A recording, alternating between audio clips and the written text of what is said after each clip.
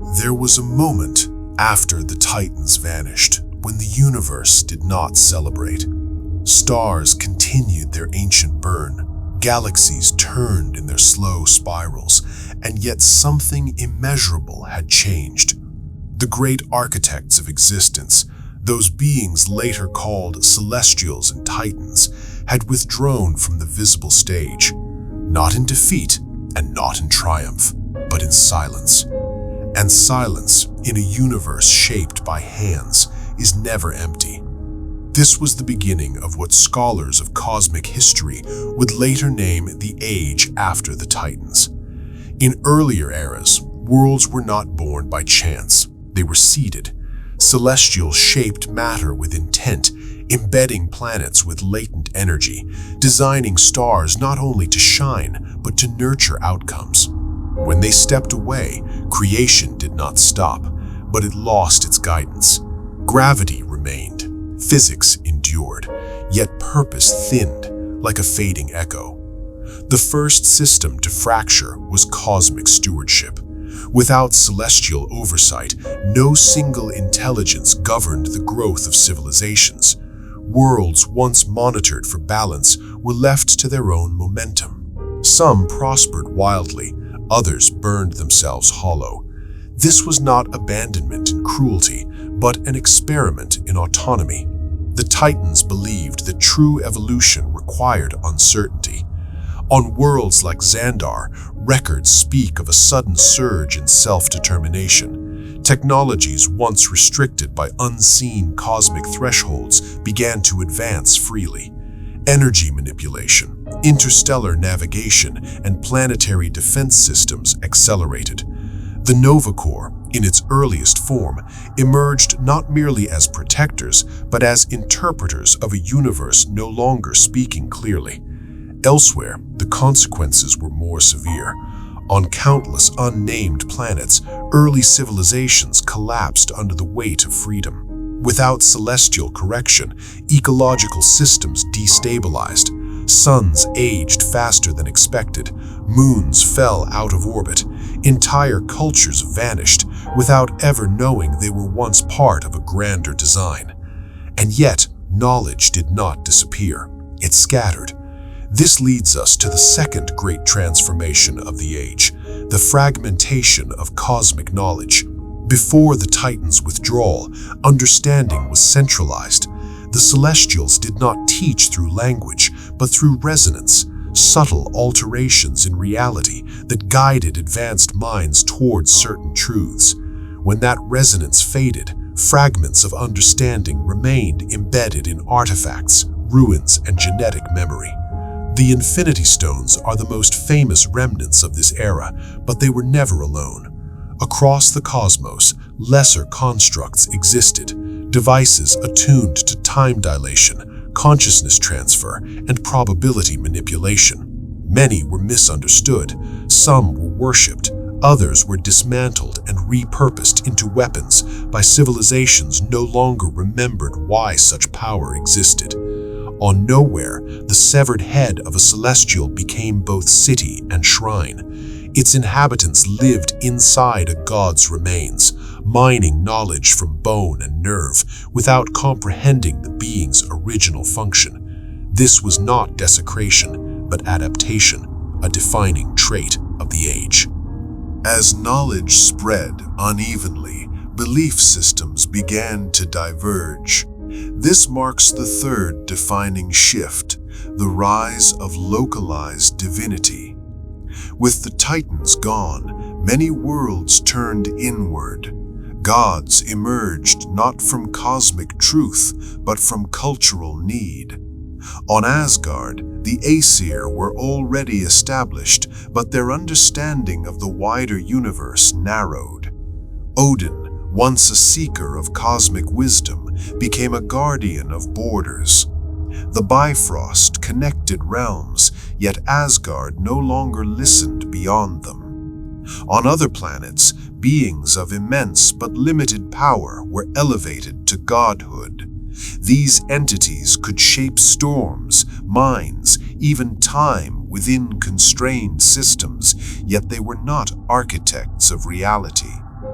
The age after the Titans blurred the line between cosmic authority and local reverence. This misunderstanding would have consequences. Without a universal hierarchy, power became inheritable through conquest, technology, or accident. Bloodlines mattered less than access. Knowledge became currency. Entire wars were fought not for territory, but for fragments of forgotten systems, star maps, energy cores, dormant constructs whose original purpose had been lost. One such conflict, recorded in fragmented Kree archives, speaks of a war not over planets, but over a celestial calibration chamber buried beneath a dead moon. The chamber no longer functioned, but the belief that it could reshaped empires. And beneath all of this, something else stirred. The universe, left without its gardeners, began to develop self-correcting mechanisms. Entropy increased, but so did resilience. Life adapted faster. Mutations appeared not as errors, but as responses. On Earth, this would later manifest as the X gene, though its origins trace back to this very age, a latent safeguard embedded by Celestials long before their departure, designed to activate only when cosmic oversight failed. This was not evolution by chance, it was evolution by contingency. The Titans had not vanished without preparation. They had left behind a universe capable of becoming something else. As centuries passed, stories replaced truth. The Titans became myths, the Celestials became symbols, and the universe learned to speak in smaller voices. Heroes, tyrants, civilizations rising and falling without ever seeing the full pattern they were part of. But patterns remained, hidden in starlight, buried in forgotten systems, waiting to be rediscovered. And as the age after the Titans unfolded, one truth became quietly clear. The universe was no longer protected by gods, it was being shaped by choices. In the long centuries that followed the Titans' retreat, the universe entered a quieter rhythm. Not peaceful, quiet. The kind of silence that settles after a great voice leaves the room, when those who remain are unsure whether they were ever being watched at all. This uncertainty shaped the first great civilizations of the age. Without celestial intervention, planetary histories began to diverge more sharply than ever before. No guiding pressure corrected excess. No unseen hand pruned instability. Civilizations were free to grow, not toward balance, but toward belief. The most dangerous belief was this: we are alone. On worlds far from any recorded celestial site, entire cultures developed under the assumption that the universe was indifferent and unobserved. This assumption reshaped political systems first. One such civilization rose on the ocean world of Krenara, a planet whose surface was almost entirely water, broken only by archipelagos of living stone. The Krenari people developed early stellar travel not for exploration, but for certainty. Their ruling councils believed that if they could map enough stars, they would prove the absence of higher powers. Their society became structured around verification. Every decision required cosmic confirmation. Exploratory fleets were launched not to conquer, but to disprove myth. When they found ruins, collapsed megastructures drifting between systems, they recorded them as natural anomalies, refusing to acknowledge intentional design. This denial was not ignorance, it was cultural survival. For to accept that gods once existed and left would mean accepting abandonment. Across the universe, other civilizations reached different conclusions. The Skrull homeworld, scarred by early resource collapse, interpreted the Titans' silence as judgment.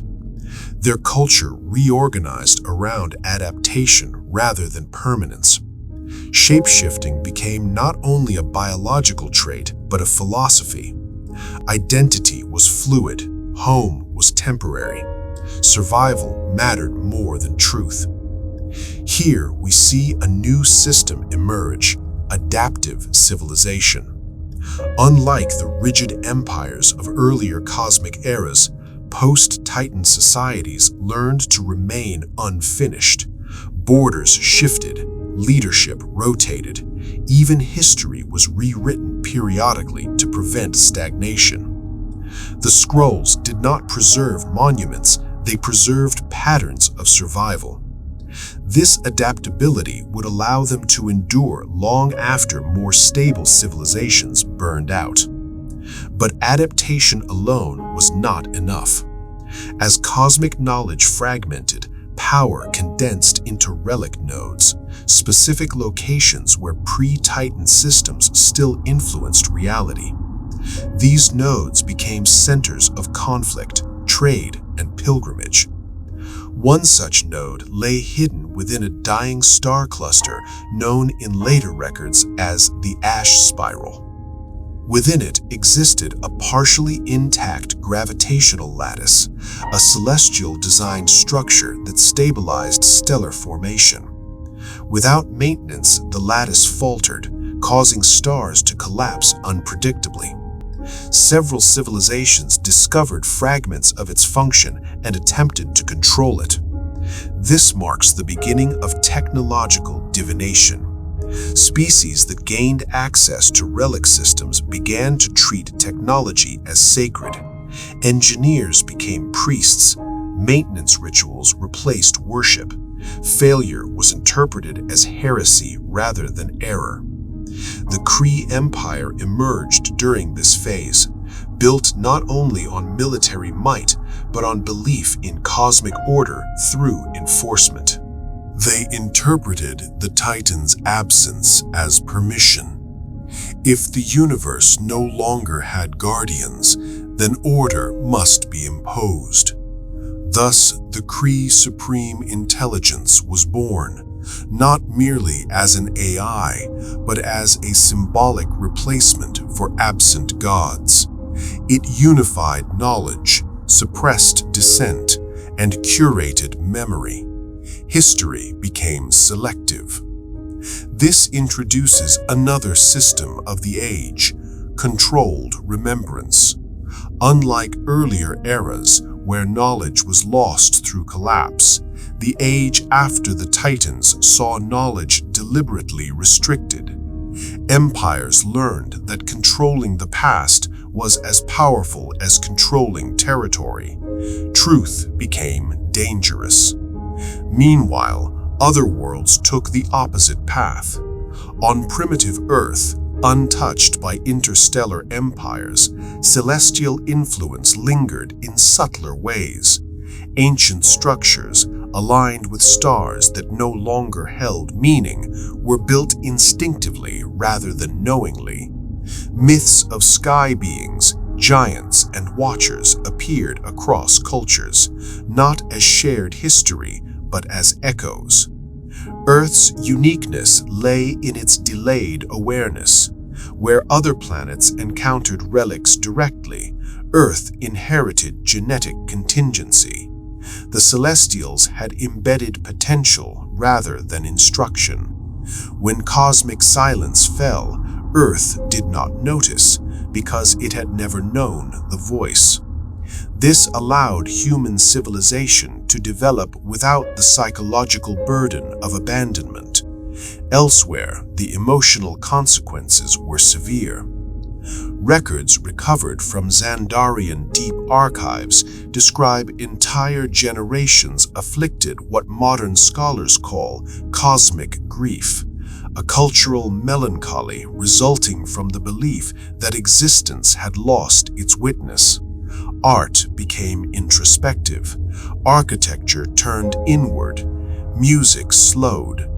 The universe felt smaller, not because it was, but because it no longer felt seen. And yet, within this contraction, something unprecedented occurred. Individuals began to matter more than systems. Without gods to enforce destiny, singular beings, scientists, explorers, warriors, thinkers, altered history through choice rather than design. This shift would eventually give rise to figures capable of rivaling ancient powers, not through inheritance, but through convergence of knowledge, technology, and circumstance. The age after the Titans did not create heroes yet. It created conditions.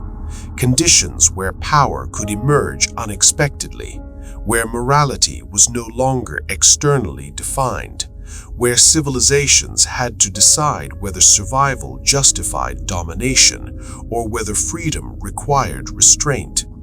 And as these choices accumulated across centuries, the universe began to lean, not toward chaos, but toward something more fragile: responsibility. A weight once carried by gods, now distributed among countless imperfect hands.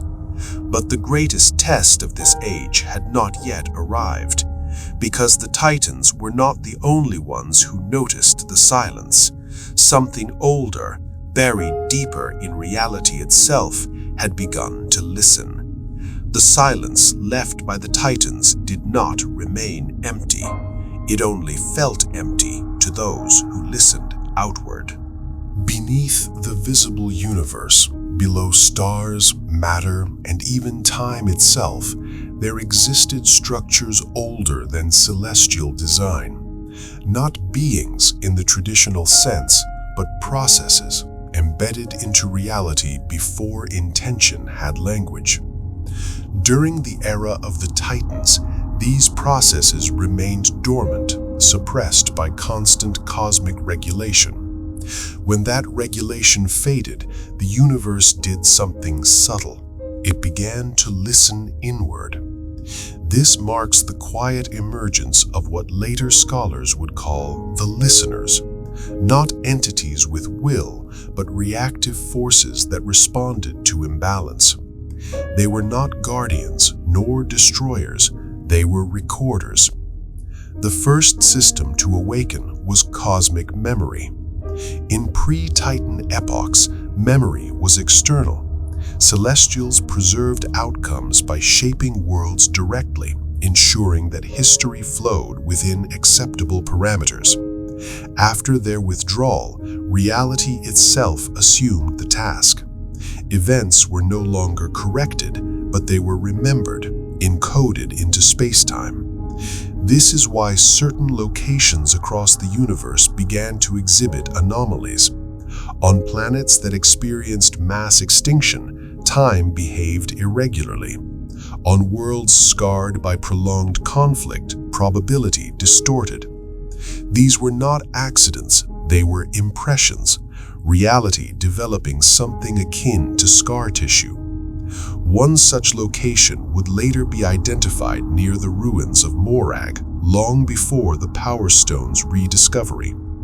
Ancient navigational logs describe regions where ships experienced recursive sensor feedback, as if the space itself was replaying its own past. This phenomenon reveals the first listener mechanism: event imprinting. The universe, left unguided, began storing consequences rather than preventing them. This storage had limits. As imprints accumulated, pressure formed. Where too much history overlapped, reality thinned. These thin points became gateways, not between places, but between states of existence. Early sorcerer traditions, particularly on Earth and Kamartaj-adjacent realms, unknowingly learned to manipulate these thinning layers. Here we see the early divergence between cosmic energy and mystic access. Magic, as later defined by the Earth's masters of the mystic arts, was not a separate force. It was a method of navigating imprinted reality. Spells functioned by aligning consciousness with stored outcomes, borrowing structure from what had already occurred. This was not widely understood. Across the universe, civilizations encountering similar phenomena misinterpreted them. Some believed they had discovered divine realms. Others thought they had breached alternate universes. A few recognized the truth. They were walking through memory made navigable. This brings us to the second great development of the age, the emergence of interstitial realms. Places like the dark dimension, the mirror dimension, and lesser-known pocket realities did not originate as separate universes. They formed where reality folded inward under historical strain. Dormammu's realm, in particular, was not an invasion, but a convergence, a consciousness born within accumulated memory, feeding on repetition rather than matter. Without celestial oversight, these realms expanded unchecked. Yet expansion alone did not threaten the universe. What followed did. As reality began recording itself, something else learned to read those records. Ancient beings, predating the Titans, stirred within deep cosmic substrates. These were not gods in the Asgardian sense, nor conquerors like Thanos. They were interpreters, intelligences that could navigate imprinted reality without being bound by linear time. Among them were the entities later called Watchers. Contrary to popular belief, the Watchers did not arise to observe life. They arose to observe causality. Their purpose was not moral judgment, but continuity. In a universe no longer guided by celestials, someone or something needed to ensure that recorded outcomes did not collapse into paradox. This is why the Watchers adopted non-intervention. Intervention would alter the record. Altering the record would destabilize the system. Silence, once again, became a necessity. But not all interpreters agreed. In the deep vacuum between galaxies, far from structured reality, lesser-known beings learned to exploit imprints. They fed on unresolved events, unfinished wars, extinct civilizations, abandoned timelines. These entities did not destroy worlds, they harvested potential, leaving behind emptiness that civilizations could not explain. This introduces the third system of the age, entropy consumption. Entropy was no longer merely decay, it became nourishment. Certain cosmic intelligences thrived where meaning collapsed. This shifted the nature of existential threat. Danger no longer came only from invasion or domination, but from erasure through neglect. Civilizations that failed to preserve memory through culture, record, or ritual found themselves fading faster than physics could justify. Some learned to resist. On Xandar, archivist orders formed alongside the Nova Corps, tasked not with storing data, but with maintaining narrative continuity. History was preserved as story, not sequence. Meaning mattered more than accuracy. This allowed Xandar to anchor itself within reality's memory, resisting thinning effects. On Asgard, Odin sensed the change intuitively. His obsession with prophecy and Ragnarok was not fear of death, but fear of forgetting. He hoarded relics not for power, but as mnemonic anchors, objects saturated with past events, stabilizing Asgard's position within cosmic memory. Earth, once again, remained unaware. Its isolation shielded it from early consequences, but also left it unprepared. As mystic practices quietly developed, humans brushed against interstitial realms without understanding the cost. Each incursion left marks. Each mark deepened Earth's imprint. This would matter later, because the listeners were not passive. They did not judge. They did not choose sides, but they responded. As civilizations accelerated, as wars escalated, as power concentrated into fewer hands, the accumulated record approached saturation. Reality, like any system under strain, began to seek release. Not destruction, correction. The age after the Titans was no longer merely an age of absence. It was becoming an age of consequence without guidance.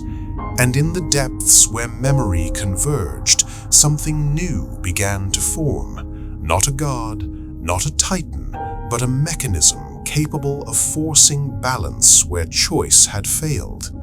Its first signs would appear as inevitability, as destiny returning without a face. The universe did not announce the correction when it began. There was no flash of light, no shattering sound, no celestial decree carved into the stars. Correction, by its nature, is quiet. It arrives disguised as coincidence. The first recorded instance occurred on a system now erased from most star charts, known in surviving archives as Astra-Viral. It was a flourishing nexus world positioned along several major interstellar routes, rich in trade, knowledge exchange, and cultural convergence. For centuries, Astra-Viral had prospered precisely because it remembered too much. Its libraries were legendary, not repositories of raw data, but living archives, structures designed to preserve context. Wars were not only recorded by dates and outcomes, but by emotion, motivation, and unintended consequence. Every generation was taught not merely what happened, but why it mattered. This made Astra-Viral exceptionally stable. It also made it dangerously heavy. The system of cosmic memory, the listener mechanism, had a threshold. When too much causality accumulated in one place, reality strained to contain it. Astra-Viral, without knowing it, had become a convergence point, a knot where history folded upon itself. The correction began as a fluctuation in probability. Ships entering the system experienced delayed arrivals. Messages arrived before they were sent. Individuals reported memories of events that had not yet occurred. These anomalies were subtle at first, dismissed as navigational error or neurological fatigue, but they escalated. This reveals the first explicit correction mechanism, causal compression. When reality's memory becomes too dense, time ceases to flow evenly. Instead, it compresses, forcing past, present, and potential futures into unstable proximity. This is not time travel, it is temporal congestion. On Astra-Viral, compressed causality manifested as inevitability. Political decisions began repeating themselves despite different leaders. Conflicts re-emerged with different participants but identical outcomes. Even natural disasters followed familiar patterns, as if the planet itself remembered its own destruction in advance. The governing council attempted to respond rationally. They expanded outward, exporting archives to neighboring systems, believing diffusion would relieve the pressure. But memory, once anchored, does not disperse easily. The exported knowledge carried fragments of compression with it, spreading instability instead of relieving it. This was the moment the correction became irreversible. The listeners did not intervene directly. They never do. Instead, the system activated a deeper process, one designed not to erase memory, but to reassign it. Astroviral experienced what later theorists would name ontological shedding. The planet did not explode, it did not collapse, it simply became less. Entire regions faded from perception. Cities still stood, but fewer beings could remember why they existed. Languages lost nuance, art lost symbolism. Within a single generation, Astroviral's defining trait, its depth of remembrance, had thinned into cultural flatness. This was not punishment, it was load balancing. The universe redistributed memory weight, preserving overall stability by reducing local density. Astroviral survived, but it was no longer central, it became ordinary. The shock waves of this correction rippled outward. Civilizations that learned of Astroviral's fate reacted in radically different ways. Some, like the Kree Empire, interpreted it as validation. Memory was dangerous, history must be curated. Suppression was not cruelty, it was protection. Others reached the opposite conclusion. On Xandar, archivist orders revised their philosophy. Rather than accumulating depth in one place, they developed distributed remembrance, encoding history into ritual, art, and shared myth across multiple worlds. No single node held too much weight. This adaptation worked. It also introduced fragility. Distributed systems are resilient, but they are also vulnerable to distortion. Over time, truth blurred into interpretation. Meaning survived, accuracy faded. Asgard faced the correction differently. Odin recognized Astroviral as a warning. His response was not to forget, but to bind.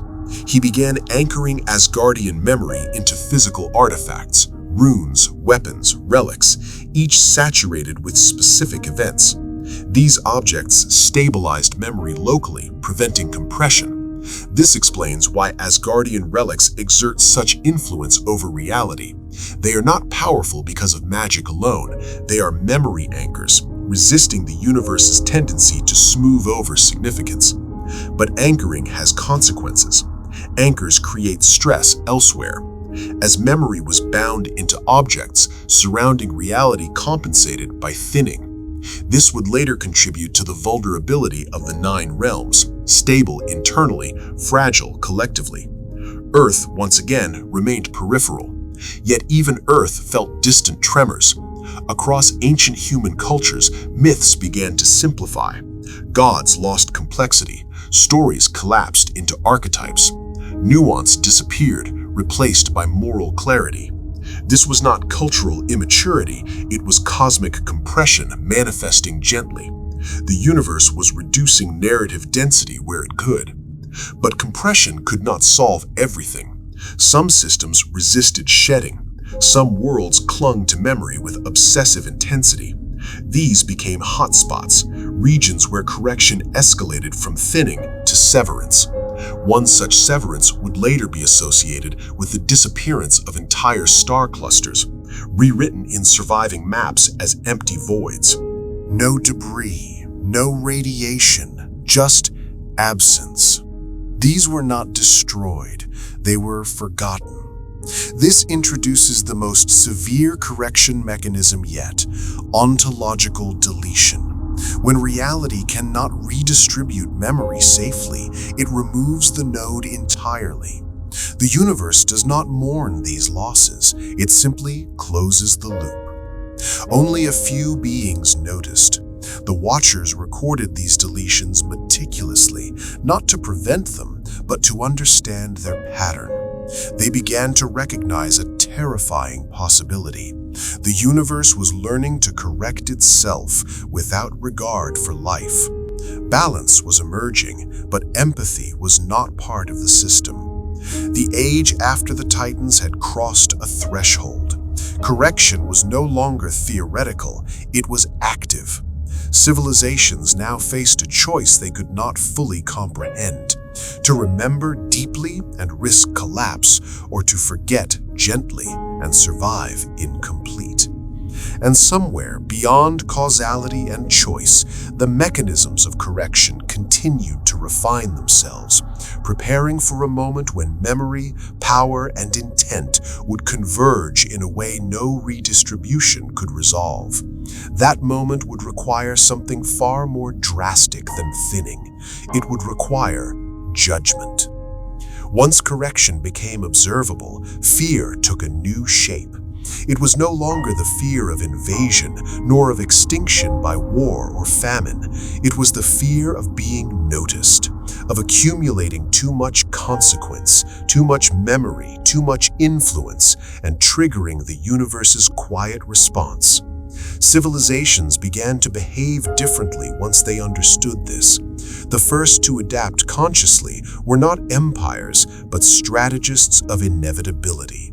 Beings and institutions who believed that if correction could not be stopped, it could be guided. This belief gave rise to the doctrine of minimal imprint. The doctrine was simple in theory and devastating in practice. A civilization should strive to minimize its impact on cosmic memory. Expansion was dangerous, cultural depth was dangerous, even heroism was dangerous because it created singular events that anchored meaning too strongly. The doctrine spread through covert channels, not as ideology, but as survival mathematics. On several mid-tier technological worlds, governments deliberately engineered cultural flattening. Art was standardized, history was abbreviated, myths were replaced with procedural narratives. Citizens were encouraged to forget details and remember only function.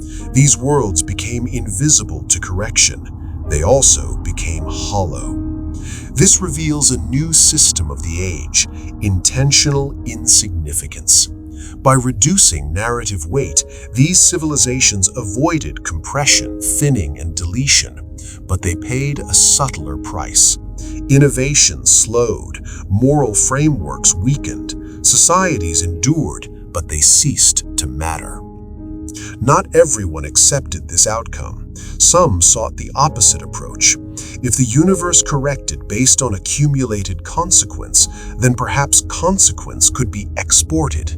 This idea led to the creation of the first causal sinks, locations designed to absorb narrative weight.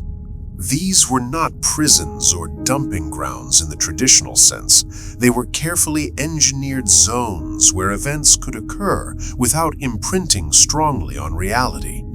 The earliest causal sink was constructed in a region of warped spacetime near a collapsed binary star, known in fragmented records as null reach.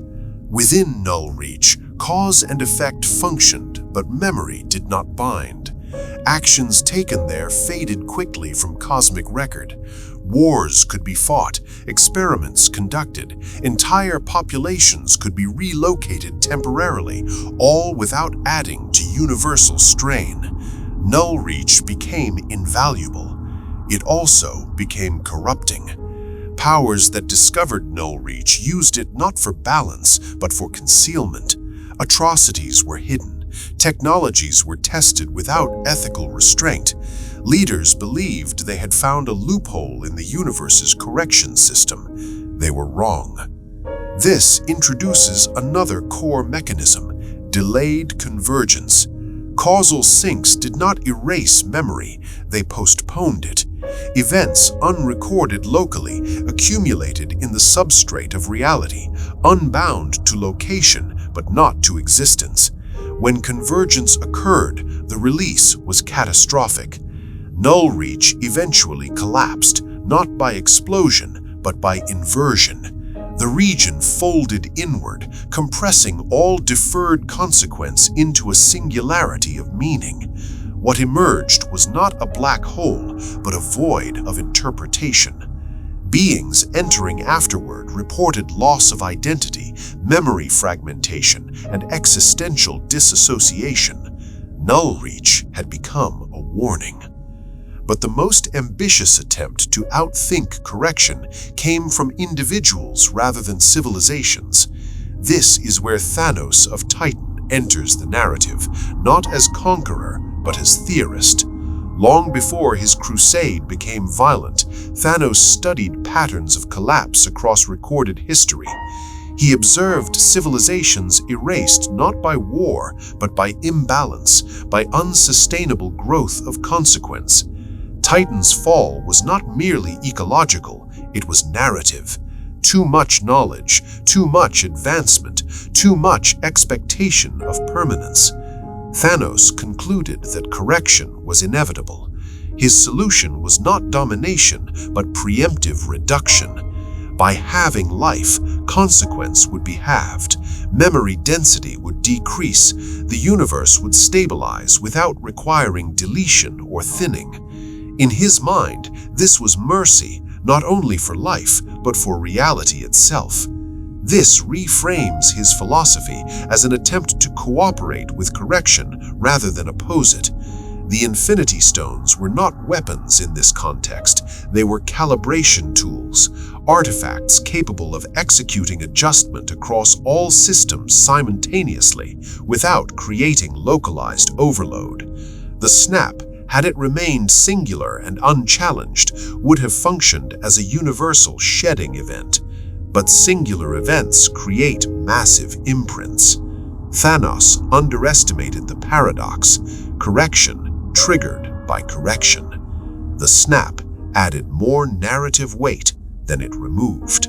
Entire civilizations remembered loss simultaneously. Grief synchronized across the cosmos, meaning condensed, not dispersed. When the universe responded, it did so unevenly, leading to instability that would later fracture timelines. This reveals a critical truth. Correction cannot be optimized. Any attempt to guide it introduces intention, and intention creates imprint. Meanwhile, other beings pursued subtler paths. The Ancient One on Earth understood correction intuitively. Her manipulation of time through the eye of Agamotto was not an attempt to change outcomes, but to smooth transitions. She allowed events to happen, but ensured they resolved without excessive compression. This is the essence of temporal moderation. Rather than preventing consequence, moderation distributes it gently over multiple timelines, preventing overload. This strategy preserved Earth longer than most worlds, but it came at a cost: fractured realities and the eventual rise of multiversal instability. The Watchers observed all of this with increasing concern. For the first time, correction mechanisms were being studied, predicted, and exploited. The system designed to function without awareness was now known, and knowledge in the age after the Titans is never neutral. As civilizations learned how close they were to triggering erasure, they faced a final philosophical divide: to act boldly and risk correction, or to act cautiously and fade quietly into irrelevance. The universe did not offer guidance, it only responded. And as more beings attempted to cheat balance, the correction system began to evolve, not to punish intent, but to neutralize it. Something new was forming within the mechanisms of memory and consequence. Not a god, not a titan, but a principle. One that would no longer wait for imbalance to accumulate. It would act preemptively. There is a profound difference between response and decision. For most of cosmic history, the universe responded. After the Titans, after correction, after countless attempts to evade balance, the universe began to decide. This shift did not occur suddenly. It emerged gradually, like pressure reshaping stone beneath an ocean floor. The mechanisms of memory, consequence, and correction, once passive systems, started to align into something more deliberate, not conscious in the way beings are conscious, but directional. The first sign appeared as anticipatory correction. Worlds began to experience restraint before imbalance fully manifested. Civilizations nearing unsustainable expansion found themselves facing improbable setbacks. Scientific breakthroughs stalled without explanation. Political unifications fractured at moments of near completion. These were not random failures. They followed patterns too consistent to ignore. On the resource-rich world of Illyrian Prime, a planetary council came within days of unlocking a stable energy lattice capable of limitless growth. The system required one final calibration, one variable alignment. That alignment never occurred.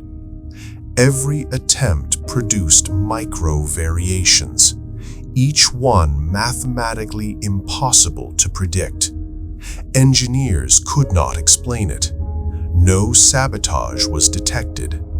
The universe itself refused coherence. This reveals a new system, probability dampening. When potential consequence exceeds a threshold, probability ceases to cooperate. Outcomes remain technically possible, but practically unreachable.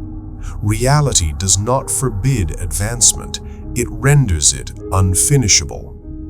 Unlike deletion or thinning, dampening leaves civilizations intact while quietly capping their reach. Illyrian Prime continued to thrive, but never transcended its planetary scale. Its future narrowed gently, without collapse. Elsewhere, the mechanism manifested differently. On militarized worlds, where conquest threatened rapid imprint accumulation, causal interference emerged. Wars escalated too quickly, exhausting resources before dominance could be achieved. Victories dissolved into stalemates. Leaders fell to unlikely circumstances. Momentum evaporated. Balance had learned to intervene without leaving fingerprints. This marks the transition from correction to selection. Not all civilizations were treated equally. Some worlds advanced far beyond others, despite similar conditions. Some individuals rose to immense influence without triggering suppression. The difference lay not in power, but in trajectory. The universe favored paths that distributed consequence rather than concentrated it. It tolerated growth that branched outward instead of upward. Networks survived where hierarchies failed. Collaboration endured where singular dominance did not.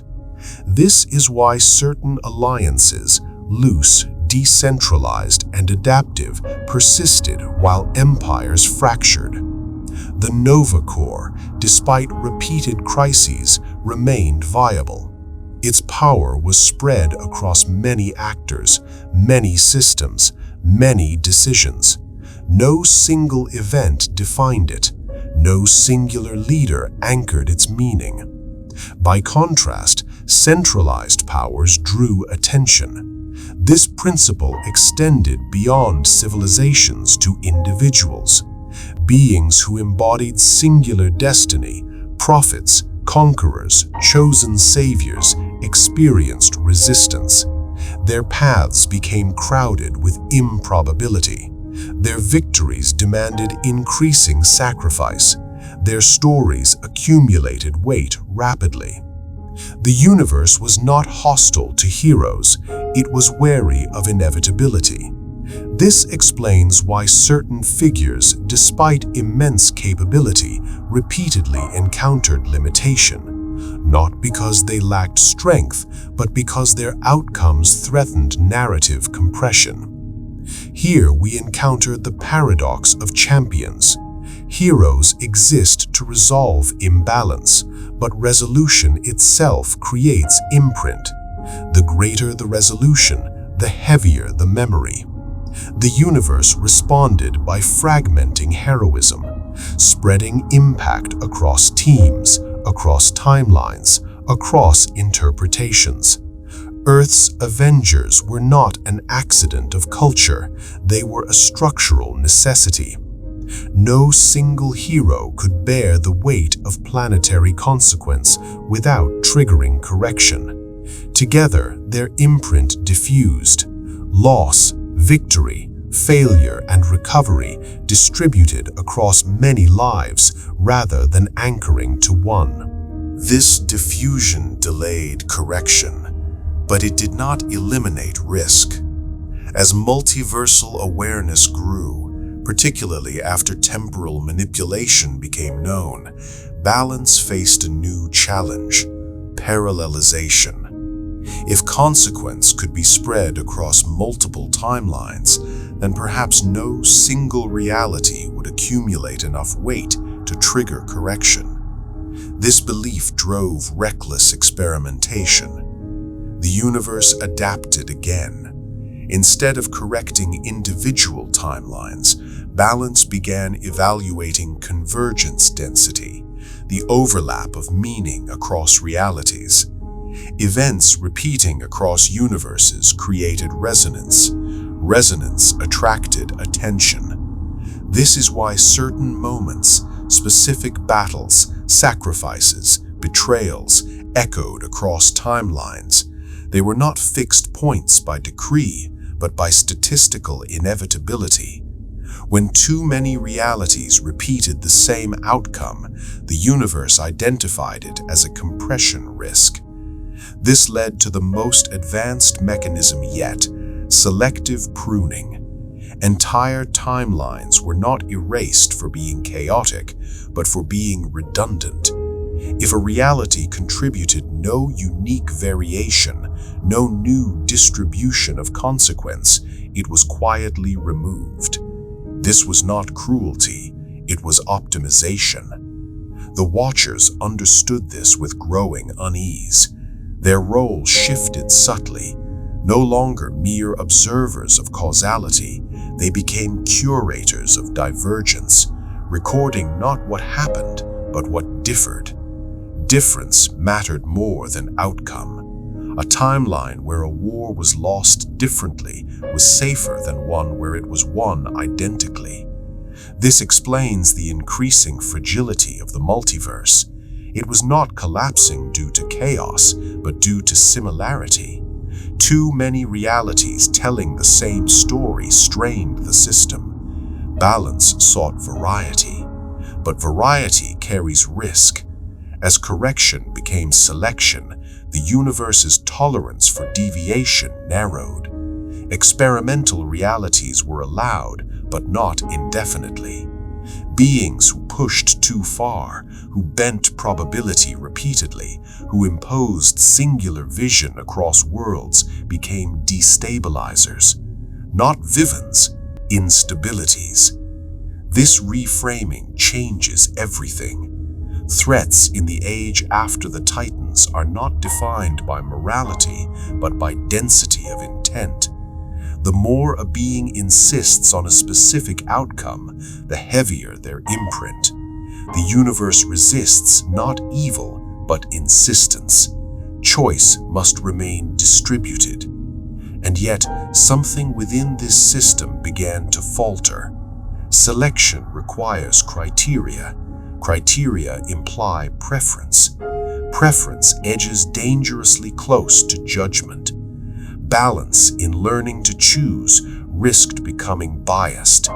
This bias manifested as conservatism of reality, a tendency to preserve existing patterns rather than allow radical change. Innovation slowed. Breakthroughs became incremental. The universe stabilized, but stagnated. This was not sustainable. A universe that only preserves becomes brittle. The mechanisms sensed this contradiction. Correction without growth leads to entropy. Selection without risk leads to silence. For the first time since the Titans withdrew, the universe approached a dilemma no system could resolve alone. It needed change, but change, by definition, creates consequence, and consequence, if unmanaged, demands correction. Somewhere between these forces, a new equilibrium had to emerge, or the universe would collapse into safe irrelevance. The age after the Titans was nearing its most delicate threshold, not the edge of destruction, but the edge of meaning. When balance learned to choose, it also learned something more dangerous. It learned restraint. For a long time, the universe corrected excess and dampened inevitability, yet preserved itself through caution. But caution extended too far became stagnation. Civilizations survived, timelines endured, and systems stabilized, but nothing transformed. Meaning flattened, history slowed. The universe began to recognize a flaw within its own logic. A reality that refuses risk cannot adapt. A balance that avoids consequence becomes fragile. This realization marked the beginning of a subtle reversal, one that did not abandon correction, but recalibrated its tolerance. Certain worlds, for reasons not immediately obvious, were granted wider margins. They were allowed to accumulate consequence without immediate suppression. These were not favored worlds, they were useful ones. The first characteristic shared by these worlds was internal contradiction. Planets that hosted multiple conflicting systems of belief, science and mysticism, order and chaos, progress and tradition, proved resilient to narrative compression. Their histories did not move in straight lines. Their consequences branched unpredictably. Earth exemplified this trait. Unlike many advanced civilizations, Earth developed without unified cosmic awareness. Technology surged alongside superstition.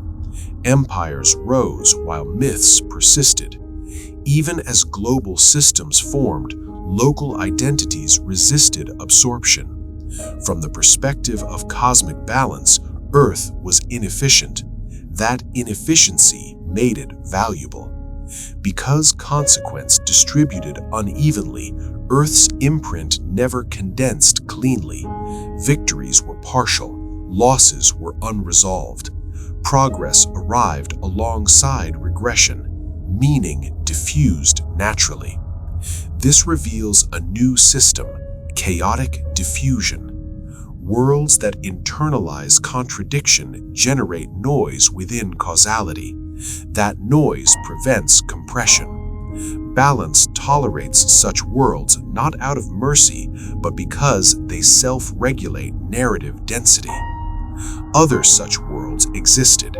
Scattered across the galaxy were planets where civilizations never fully unified, where species coexisted without merging, where governance remained fragmented, where culture evolved in layers rather than eras. These worlds appeared unstable, but they endured longer than empires built on coherence. The universe learned to allow them room. But tolerance alone was insufficient. Balance still required mechanisms to measure when a world's consequence shifted from productive to dangerous. This measurement could not rely on power levels, population size, or technological advancement. It required something more abstract. The solution emerged as impact asymmetry. Balance began evaluating not how much a world changed reality, but how evenly that change was felt. Worlds where consequence affected many systems lightly were safer than worlds where consequence affected one system profoundly.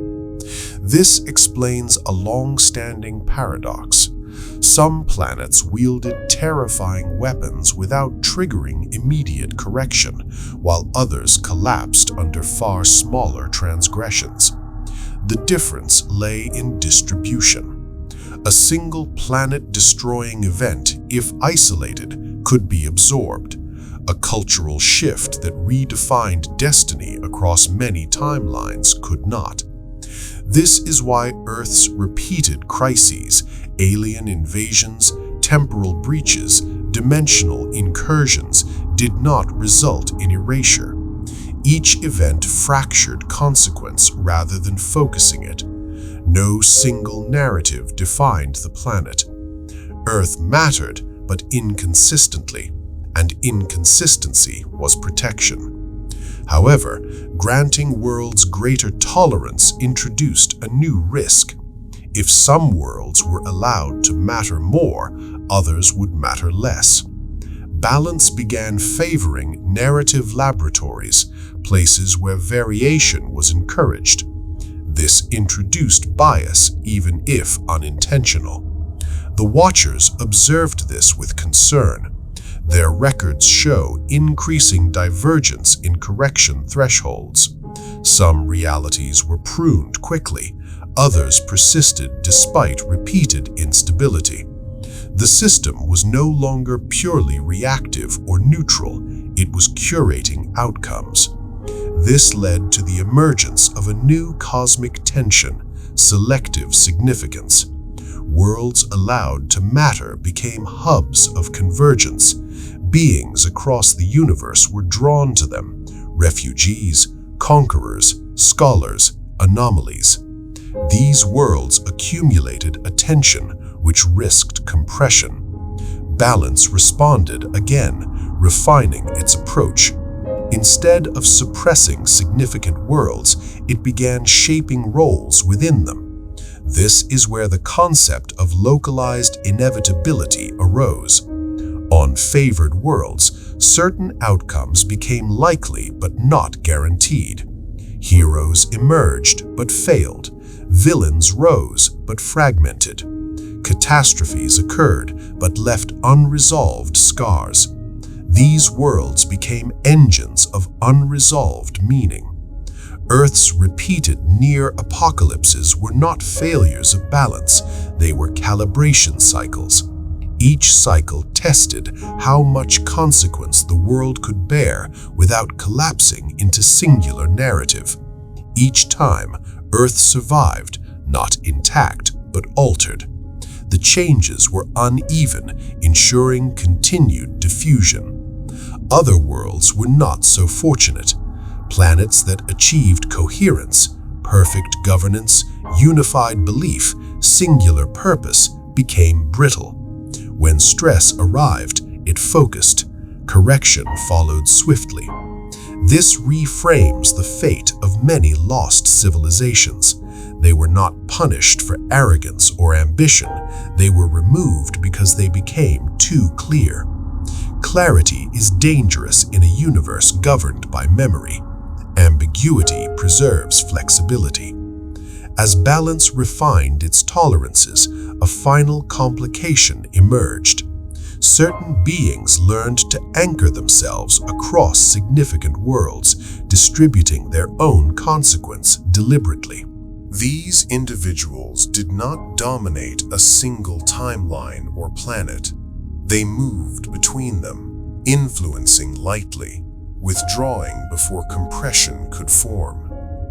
This strategy birthed a new class of actors, itinerant instabilities. Not conquerors, not heroes, not gods. Vectors. Their presence did not overwhelm any one system, but collectively they distorted probability across many. Balance struggled to assess them. Their individual imprints were small, but cumulative effects were complex. Some were scholars, some were travelers, some were seekers of forgotten knowledge. A few were manipulators, nudging outcomes subtly without claiming ownership. These beings represent the universe's next challenge. Correction cannot easily respond to distributed intent. Selection cannot isolate responsibility. Balance must either evolve again or risk losing coherence. The age after the Titans, once defined by absence, had become an era of negotiation between freedom and stability, between meaning and survival, between worlds allowed to matter and those forced into silence. The universe had learned restraint, but restraint had limits. Soon, a decision would be required, one that would redefine what it meant for a world or a being to truly matter, not because they were powerful, but because they were irreducible. There comes a point in every system where adjustment fails, not because the system is weak, but because what it faces does not yield. The universe discovered this limit when it encountered beings whose existence resisted diffusion. These were not conquerors who sought dominion, nor heroes shaped by prophecy. They were something quieter and far more difficult to correct. They were irreducible beings. Irreducibility did not mean invincibility. Many of these beings could be wounded, even killed. What distinguished them was that their meaning could not be spread thin. Wherever they existed, consequence followed them fully. They did not fragment history, they condensed it. This was unprecedented. Until this point, balance had relied on distribution. Worlds survived because events branched. Heroes endured because their influence was shared. Even catastrophes softened as their meaning dispersed across cultures and timelines. Irreducible beings refused this mechanism. Their choices produced singular outcomes that echoed identically wherever they manifested. No variation emerged, no reinterpretation took hold. Memory anchored sharply, immediately. Reality had no buffer. The first documented irreducible being appeared not in conquest, but in creation. Deep within a remote stellar nursery, far from known trade routes, a consciousness emerged spontaneously within a collapsing protostar. This entity, later referenced in fragmented Nova archives as the Constant, did not form through celestial design or evolutionary contingency. It stabilized itself by sheer coherence of intent. Where most beings evolved through adaptation, the Constant asserted itself. Its presence altered local physics. Probability aligned around its decisions. Outcomes converged rather than branching. Systems nearby began to lose variance. Even chaos behaved predictably. This reveals a new system: intent dominance. Most beings influence reality through action. Irreducible beings influence reality through certainty. Their internal coherence overrides ambient randomness. Balance could not dampen them without dismantling fundamental structure. When the Constant was eventually destroyed by stellar collapse, reality did not rebound. The region remained unnaturally stable, static in ways that resisted entropy. The being was gone, but its imprint persisted undiffused. This terrified the Watchers, because it meant that erasure was no longer sufficient. Soon after, other irreducible entities emerged across the universe. Some were natural anomalies, others were the unintended results of extreme experimentation. A few arose through convergence, when too many potential versions of a being collapsed into one consistent identity across timelines. This phenomenon is critical. As multiversal exploration increased, certain individuals began to encounter themselves across realities. Most fragmented psychologically, some diverged completely, but a rare few synchronized. These synchronized beings did not merge physically. Instead, their identities aligned so precisely that variation collapsed. Every version made the same choices. Every version arrived at the same conclusions. They became multiversal constants. Unlike the Watchers, who observed without imprinting, constants generated imprint simply by existing. They were not fixed points in time, but fixed patterns of selfhood. Balance attempted to respond. Probability dampening failed. Causal interference failed. Selective pruning removed timelines, but the constants persisted across those removals. Each deletion reinforced their singularity. This forced the universe to attempt its most extreme response yet: contextual isolation. Instead of correcting the beings, Balance attempted to isolate their meaning. Constants were pushed into environments where their influence could not propagate easily. Realms without observers, cultures without memory preservation, systems without narrative continuity. Some were trapped in interstitial spaces. Others found themselves bound to dying worlds. A few were drawn toward Earth, where chaotic diffusion reduced the clarity of any single imprint. This explains a long-standing mystery. Earth attracts anomalies not because it is central, but because it is noisy. Contradiction blurs consequence. Irreducible beings lose sharpness when surrounded by conflicting narratives. But noise has limits. As constants accumulated on such worlds, diffusion strained. Balance found itself managing clusters of irreducibility rather than singular instances. This led to the formation of a quiet coalition. Not a faction in the traditional sense, but a coordination of restraint among entities who understood the danger of coherence. Sorcerers, cosmic archivists, and even some Watchers began subtly redirecting events, not to prevent outcomes, but to introduce ambiguity. They encouraged unresolved endings, incomplete victories, moral uncertainty. This was not sabotage, it was preservation. The Ancient One's insistence that timelines remain fractured was not negligence, it was an attempt to prevent constants from forming. Similarly, Odin's efforts to keep prophecy vague, to obscure Ragnarok rather than define it, were acts of narrative diffusion. Clarity creates anchors. Anchors attract correction. Irreducible beings forced Balance to accept a painful truth. A universe that allows meaning must accept singularity. Complete diffusion leads to stagnation. Complete coherence leads to collapse. Somewhere between these extremes lies survivable existence. Balance began adjusting again, not by removing constants, but by limiting convergence. This manifests as increasing difficulty in synchronizing identities across realities. Variations become more pronounced, divergence is encouraged. Even beings attempting to align themselves experience internal conflict. The multiverse grows messier. This is not decay, it is defense. Yet even this adaptation may not be enough, because irreducible beings are not errors, they are outcomes of the universe's own tolerance.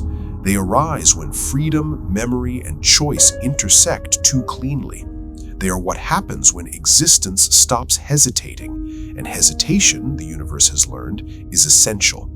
The age after the Titans has now entered its most unstable phase, not because of war, not because of gods or monsters, but because reality has begun producing beings who do not bend, and Balance has not yet decided whether such beings are threats or necessary catalysts. Correction had always assumed one thing, that imbalance was a deviation, that excess was an error, that reality, left alone, would drift too far from stability unless guided back. For ages, this assumption held, but irreducible beings challenged it at the deepest level. They were not deviations, they were products, formed precisely because balance had allowed freedom, variation, and consequence to coexist for too long without decisive collapse. The universe was forced to confront a possibility it had never modeled. What if imbalance was not failure? What if it was signal? This realization did not arrive as revelation. It emerged slowly, through contradictions the system could no longer reconcile. Each time balance suppressed convergence, stagnation deepened. Each time it tolerated singularity, instability increased. Neither path resolved the tension. Correction was no longer sufficient. The first response was refinement.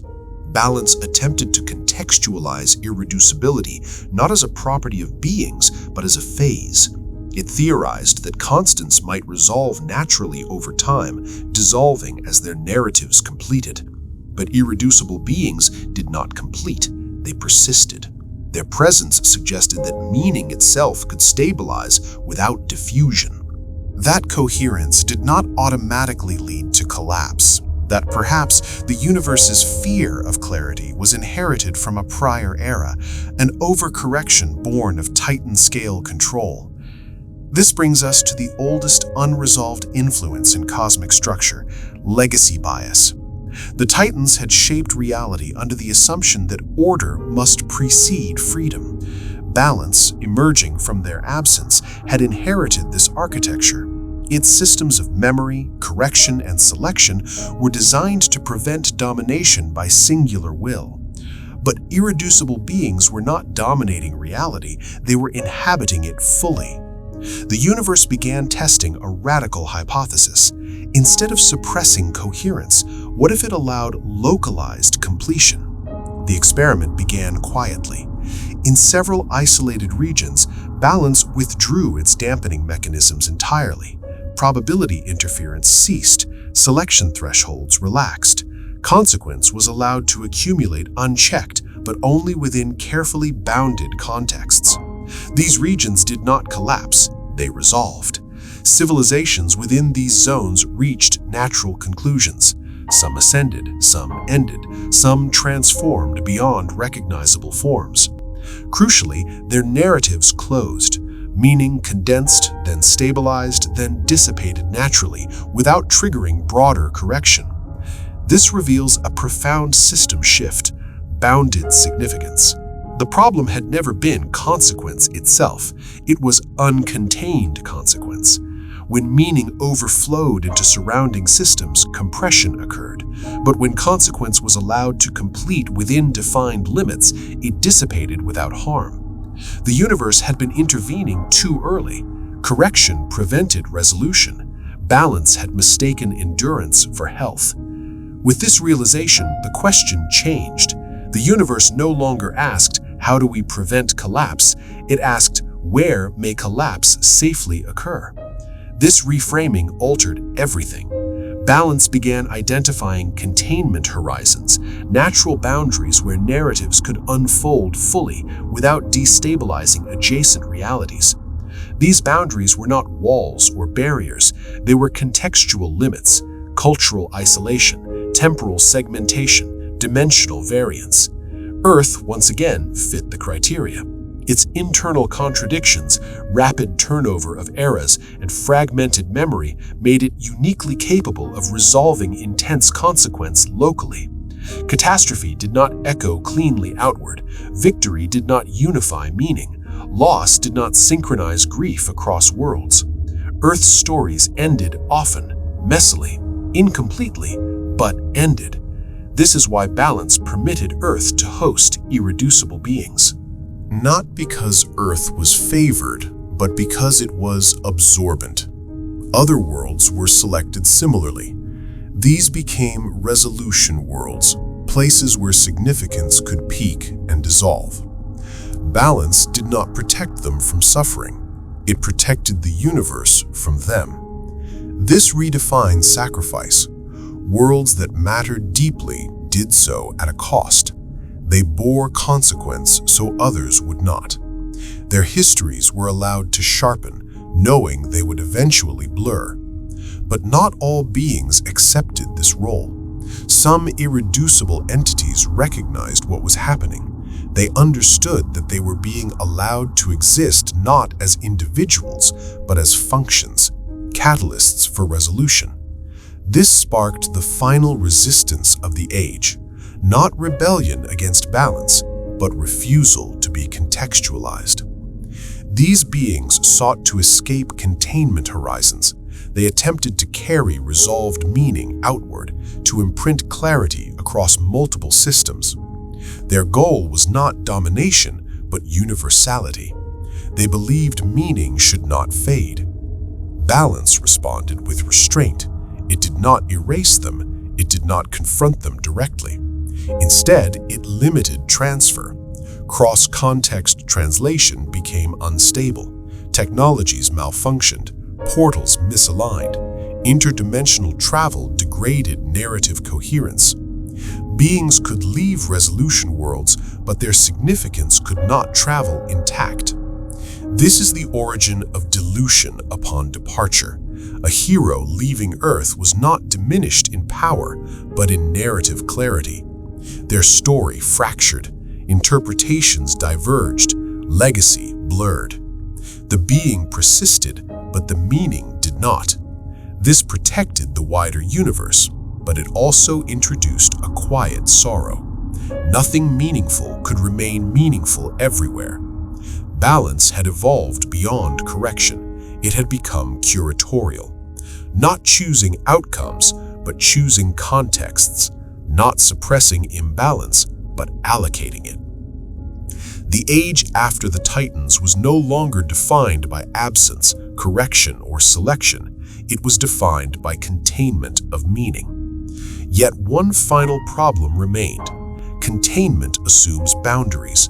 Boundaries assume separation, and the multiverse, increasingly interconnected, was losing its edges. As realities brushed against one another, containment horizons weakened. Meaning began to leak again. Convergences accelerated. The same figures, the same choices, the same resolutions echoed across contexts. Balance faced a decision it could not postpone. Either reinforce separation at the cost of connection, or allow convergence and risk total compression. Correction could not solve this. Selection could not resolve it. Containment could not hold indefinitely. For the first time since the Titans withdrew, balance encountered a limit not of power, but of philosophy. It needed something new, not a system, not a mechanism, but a principle capable of guiding reality without suppressing it. And so the universe did the unthinkable. It prepared to relinquish control. Relinquishing control did not mean abandoning structure. The universe had learned, painfully, that absence creates chaos only when it arrives without preparation. The Titans had withdrawn abruptly. Balance would not repeat that mistake. Instead, it began a slow retreat, measured, deliberate, and reversible. This was not surrender, it was delegation. The first thing balance released was predictive authority. Until this point, systems of correction, selection, and containment operated by forecasting trajectories. Probability was evaluated. Outcomes were dampened or encouraged. Futures were quietly weighted. That waiting ceased. Events no longer encountered resistance before they happened. Probability resumed its natural volatility. Success and failure regained uncertainty. Worlds felt this shift immediately, not as chaos, but as relief. On several technologically mature planets, long-stalled research suddenly resolved. Discoveries once plagued by improbability completed themselves.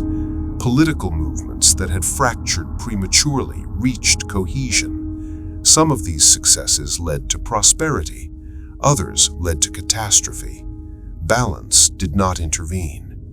This marks the emergence of a new governing condition, earned consequence. Rather than distributing or suppressing meaning, the universe allowed outcomes to follow directly from choice.